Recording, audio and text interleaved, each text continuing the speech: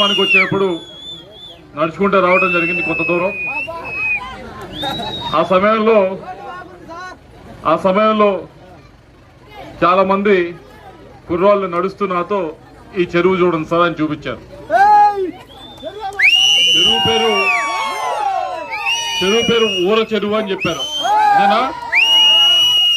ఊర చెరువు అని చెప్పారు. ఎన్ని ఎకరాలు అంటే ఒకళ్ళు 50 ఎకరాలు అని చెప్పారు, ఒకళ్ళు 100 ఎకరాలు అని చెప్పారు. 36 ఎకరాలు ఇంకో తమ్ముడు చెప్తా ఉన్నాడు. కానీ ఒక్కసారి ఊహించుకోండి, ఆ చెరువులో నిండుగా నీళ్లుంటే మన గ్రామం, మన కుటుంబాలు, మన జీవితాలు ఎలా ఉంటాయని ఒకసారి ఊహించుకోండి.